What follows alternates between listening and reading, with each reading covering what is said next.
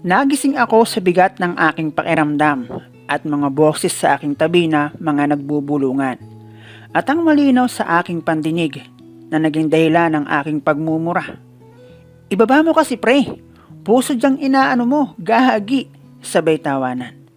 Wala man akong magawa dahil sa dami ng aking nainom, pero alam ko na hindi maganda ang aking kalagayan.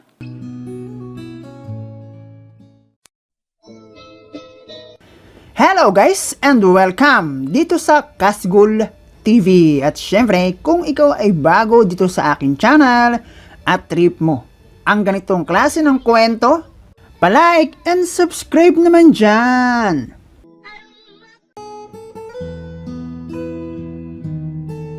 Itago mo na lang ako sa pangalang Donna, 33 years old, pamilyado at may dalawa na rin kaming anak ng mister ko.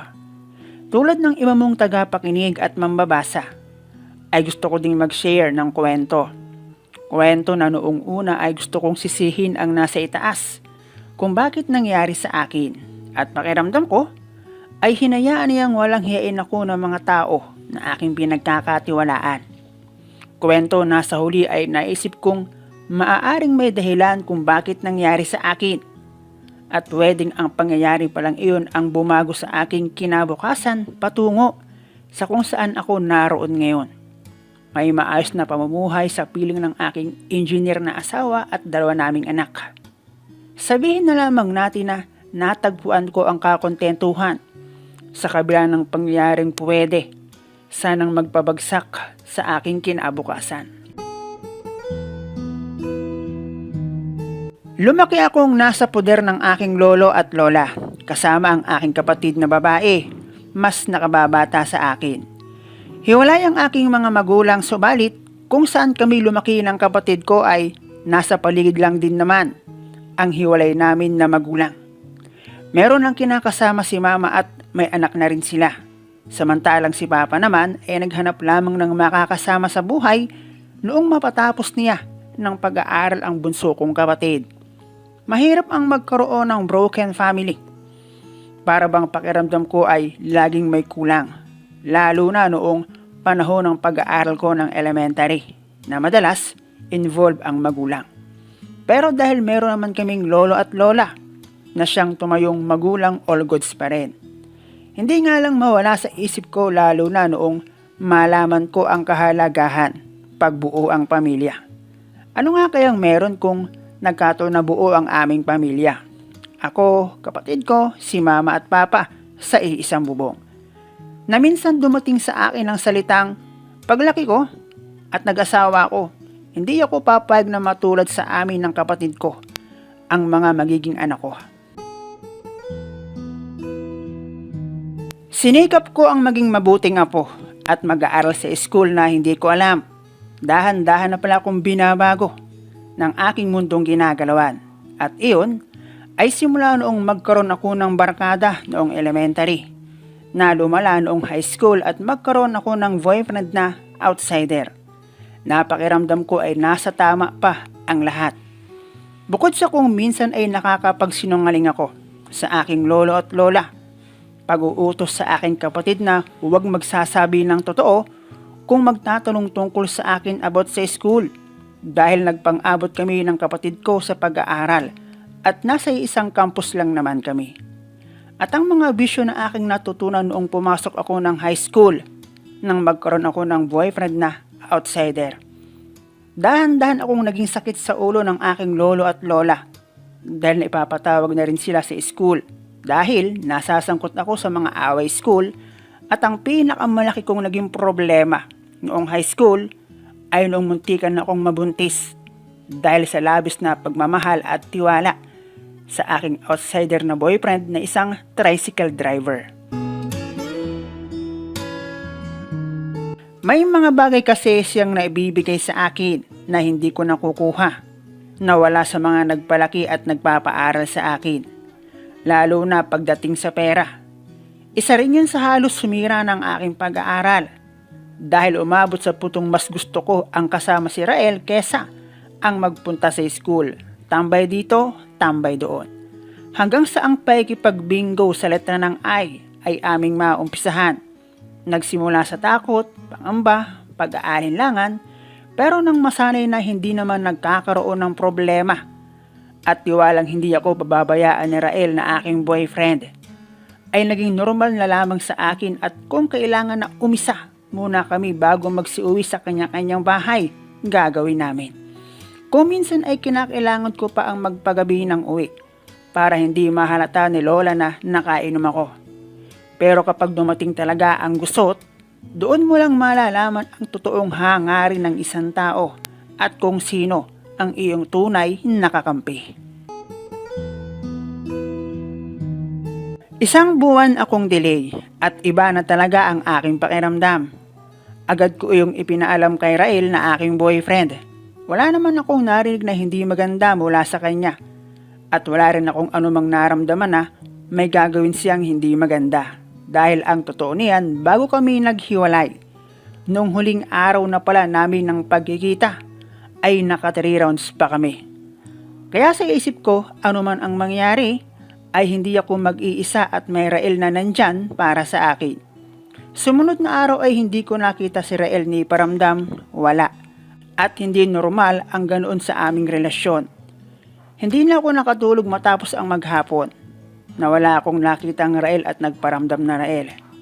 At sa mga sumunod pang araw, nakonfirma ko ilang araw nang hindi napila si Rael.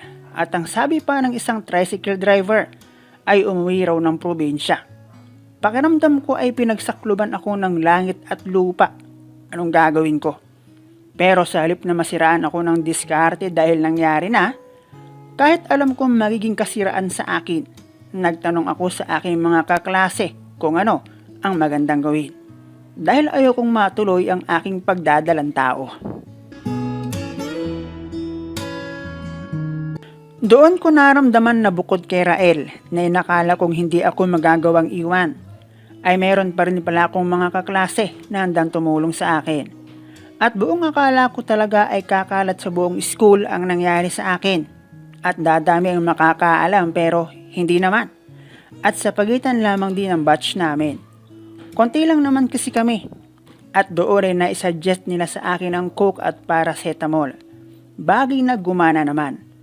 O baka naman talagang nataon lang na delay ako at nagpanik na rin nang masabi ko kay Rael at lalo na nung umuwi siya ng probinsya. Kung sa bagay ay subok na rin naman pagdating sa kalokohan ang aking mga kaklase. At kung makailang beses na rin kaming nagkasama-sama pagdating sa kabulastugan. Bukod sa maasahan ay mapagkakatiwalaan din naman. Simula first year high school ay magkakaklase na kami.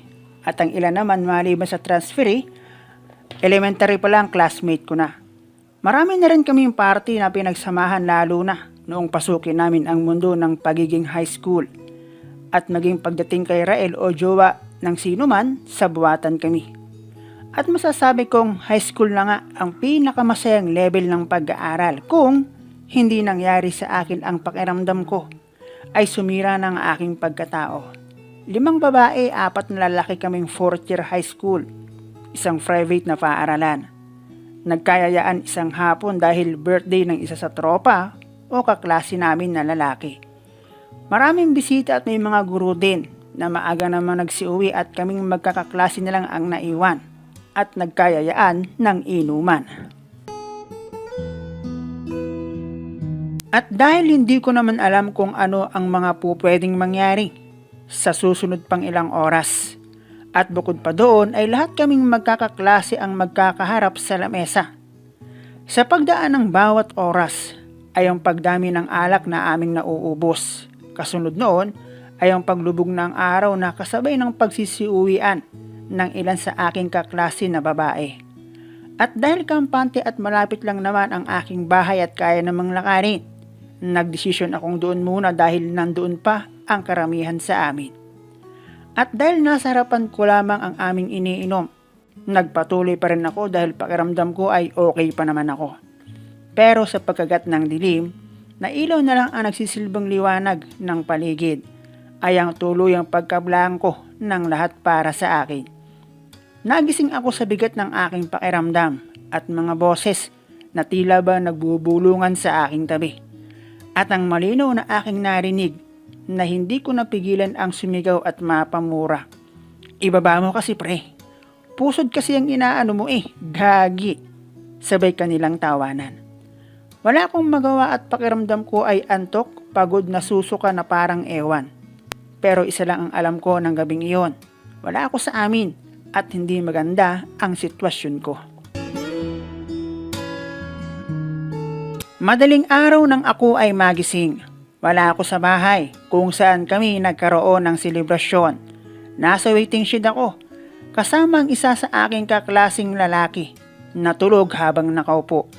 Masakit ang aking buong katawan at kasukasuan, lalo na ang aking kuwan. Wala rin ang aking panloob itaas. Umalis ako sa waiting shed na pakiramdam ko ay nakipag-boxing ako sa hindi ko ka-level. At nagzinknit lang sa akin ang lahat noong makauwi ako sa bahay at naliligo sa banyo. Awang-awa ako sa aking sarili. Gusto kong sisihin ang nasa itaas dahil ang nasa isip ko, pinabayaan niyang mangyari ang bagay na iyon sa akin. At halos lahat ng aking kaklase na sangkot sa nangyari. At ang pag-iwan sa akin ng mga kaklase ko na kapwa ko babae. At sila bilang aking mga pinagkakatiwalaan na kaklase, tropa at kaibigan. Hindi ko inasahang aabot sa ganoonan lahat. At hindi ko alam kung sino o kanino ako makikipag-usap matapos ang lahat. Halos isang linggo rin akong naalis ng bahay. Nakapangbihis school pero hindi ako sa school napunta. Gusto kong mapag-isa at kalimutan ang nangyari sa akin kahit pansamantala. Alam ko na meron akong karanasan pagdating sa lalaki at alam kong alam iyon ng aking mga kaklase. Alam ko rin na bukod sa aking mga kaklase kahit ako may kasalanan. At siguro, hindi ko pwedeng sabihin na may tiwala ako sa kanila matapos ang lahat. Dahil matagal ko nang alam na ang alak ay isa sa dahilan ng maraming pagkakasala at kasalanan. Ilang ulit akong nagsimba hanggang sa ikumpisal ko ang nangyari sa akin. At sa aking muling pagbalik sa school, alam kong hindi ko na kaya pang magtiwala sa kanila. Kumilos na tulad ng dati. Sinabi ko yun sa aking mga kaklase na babae. Wala akong pake kung anong isipin nila sa akin. Ang gusto ko, malaman nila na pwede ring mangyari sa kanila ang nangyari sa akin. Wala namang pinagkaiba dahil eksperyensado na ako. Nataon lang na 4 yung naging dahilan ng aking pagbabago at hindi sila ang gusto kong gumawa ng ganoon sa akin, kundi yung taong nagmamahal sa akin. Malaki ang binago ng pangyayaring iyon ng gabing iyon.